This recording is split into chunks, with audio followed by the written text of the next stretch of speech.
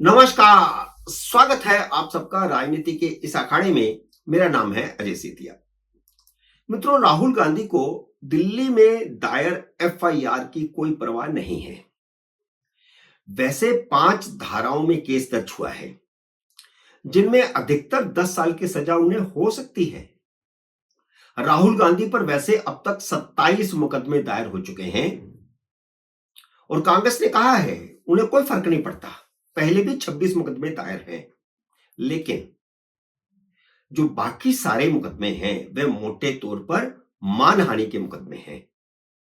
यह पहला मुकदमा गुंडागर्दी का है, जिसके लिए संसद और लोकतंत्र को शर्मसार होना पड़ा है, क्योंकि यह सारी गुंडागर्दी ऑन कैमरा हुई है। दिल्ली पुलिस की क्राइम ब्रांच ने जांच शुरू कर दी है। बयान प्रताप सारंगी का भी होगा, जो दूसरा सांसद घायल हुआ है उसका भी होगा, कई और सांसदों का बयान भी होगा जो राहुल गांधी के धक्के का शिकार हुए थे। तो बयान तो राहुल गांधी का भी दर्ज होगा। हो सकता है राहुल गांधी को पुलिस स्टेशन न जाना पड़े, क्योंकि वे विपक्ष के नेता हैं और उन्हें कैबिनेट मंत्री का दर्जा हासिल है। इसलिए राहुल गांधी को दिल्ली पुलिस की ज्यादा परवाह नहीं है, भले ही इस केस में क्राइम आ गया है। लेकिन यह है तो राजनीतिक झगड़े का केस जो लंबा चलेगा। जल्दी इसका फैसला होने वाला नहीं है। इसलिए राहुल गांधी को दिल्ली के केस की चिंता उतनी नहीं है जितनी चिंता महाराष्ट्र में शुरू हुई एटीएस जांच की है। एटीएस यानी आतंकवादी निरोधक एजेंसी की जांच। यह बात राहुल गांधी को एक दिन पहले तक पता नहीं थी कि एटीएस उनकी शहरी नक्सलियों से सांठगांठ की जांच कर रही है। महाराष्ट्र के मुख्यमंत्री देवेंद्र फडणवीस ने बृहस्पतिवार को महाराष्ट्र विधानसभा में उस समय इस जांच का खुलासा किया, जब राहुल गांधी संसद भवन में एक बूढ़े सांसद को धक्का देकर गिरा रहे थे और अपनी गुंडागर्दी का प्रदर्शन कर रहे थे। प्रियंका गांधी कहती है कि उनका भाई ऐसा नहीं कर सकता। यह पहली बार हो रहा है कि संसद के भीतर भाई बहन, भाई बहन मां, भाई बहन मां, यह सब हो रहा है। नाम नहीं लिया जा रहा, मेरा भाई ऐसा नहीं कर सकता, मेरा भाई ऐसा है। तो बार बार इस तरह के शब्दों का इस्तेमाल कर रही हैं। लेकिन जैसे ही एटीएस की जांच का खुलासा हुआ, घमंड के घोड़े पर सवार राहुल गांधी शुक्रवार को गायब हो गए।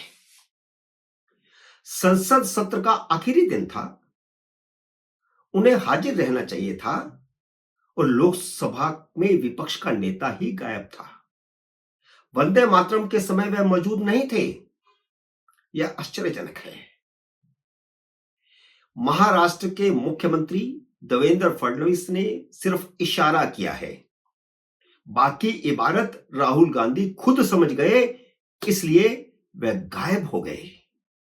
हो सकता है विदेश जाने की तैयारी भी कर रहे हों, क्योंकि हर संसद सत्र के बाद वे विदेश तो जाते ही हैं। देवेंद्र फडणवीस ने कहा है कि महाराष्ट्र विधानसभा चुनावों से पहले 15 नवंबर को नेपाल में शहरी नक्सलियों की एक बैठक हुई थी, जिसमें चुनावों के दौरान गड़बड़ी फैलाने की रणनीति बनाई गई थी और यह रणनीति भी बनाई गई थी कि सभी भाजपा शासित राज्यों में दंगे करवाए जाएं। लेकिन महाराष्ट्र में सरकार की चौकसी के कारण चुनावों के दौरान गड़बड़ी नहीं फैला सके। देवेंद्र फडणवीस ने खुलासा किया है कि नेपाल की मीटिंग में शामिल हुए संगठनों में से 20 संगठन राहुल गांधी की भारत जोड़ो यात्रा में शामिल थे। यह बड़ा खुलासा हुआ है। इनमें से 7 संगठन महाराष्ट्र के हैं, जिन्हें किसी और ने नहीं बल्कि मनमोहन सिंह सरकार ने खुद नक्सलियों के फ्रंटल संगठन के तौर पर घोषित किया था, संसद के भीतर एक सवाल के जवाब में। देवेंद्र फडणवीस ने विधानसभा में एक और खुलासा किया है, वह यह कि राहुल गांधी की भारत जोड़ो यात्रा में कुल 180 एनजीओ ने हिस्सा लिया था, जिनमें से 40 के तार नक्सलियों से जुड़े हैं। यानी वे सारे एनजीओ शहरी नक्सली के तौर पर काम करते हैं।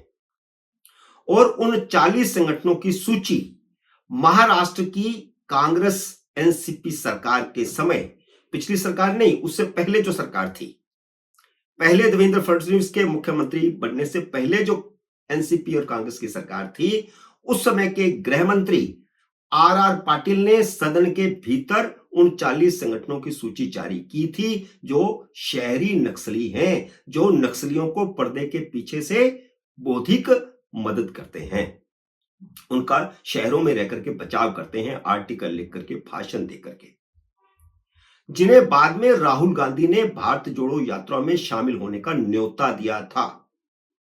वे 40 संगठन जिनका ऐलान खुद कांग्रेस एनसीपी सरकार ने किया था कि ये शहरी नक्सली हैं, उन्हें राहुल गांधी ने खुद अपनी भारत जोड़ो यात्रा में शामिल होने का न्योता दिया था। इन सभी घोषित शहरी नक्सली संगठनों ने इन चुनावों में महाविकास अघाड़ी के लिए काम किया। यह देवेंद्र फडणवीस ने विधानसभा में अपने भाषण में कहा है।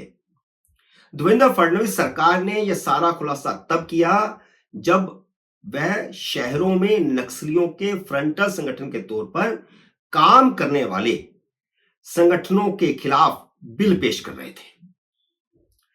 केंद्र में जब से भाजपा की सरकार आई है, नक्सलियों और उनके समर्थक शहरी नक्सलियों के खिलाफ बड़े पैमाने पर अभियान शुरू हुआ है। छत्तीसगढ़, झारखंड, तेलंगाना, आंध्र प्रदेश और उड़ीसा में नक्सलियों के 48 फ्रंटल ऑर्गेनाइजेशन को प्रतिबंधित किया गया है और इनमें से कोई भी सरकार भाजपा की नहीं थी। इन सभी संगठनों ने अब अपनी रणनीति का केंद्र चीन समर्थक नेपाल को बना लिया है।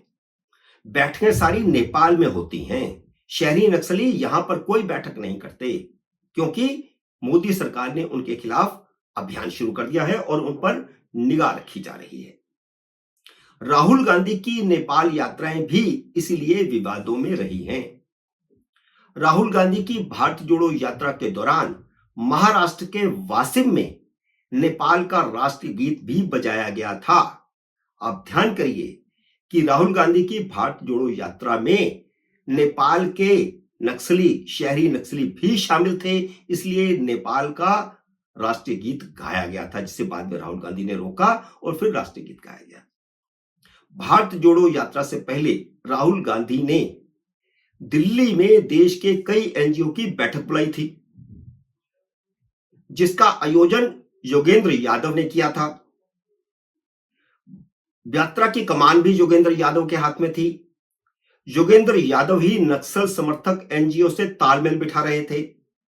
इनमें से कई एनजीओ का संबंध नेपाल और चीन से जुड़ा हुआ है, जिनमें से ज्यादातर को जॉर्ज सोरोस फंडिंग करता है।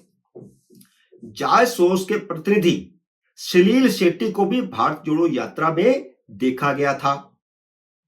महाराष्ट्र की हार के बाद कांग्रेस भयंकर तिलमिलाई हुई है।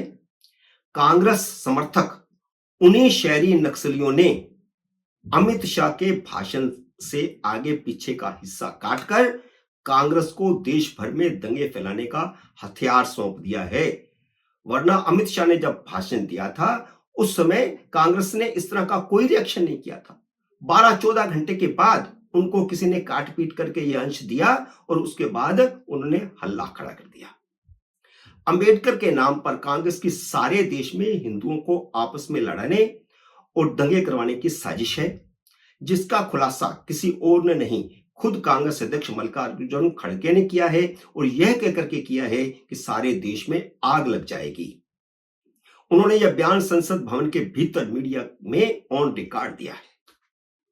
मित्रों, उम्मीद है मेरा यह वीडियो आपको पसंद आया होगा। इसे लाइक और शेयर कीजिए। अगर आपने मेरे YouTube चैनल को अब तक सब्सक्राइब नहीं किया तो कृपया सब्सक्राइब करके अपना आशीर्वाद दीजिए। जल्दी मिलते हैं अगले वीडियो में किसी अन्य विषय के साथ। तब तक नमस्कार।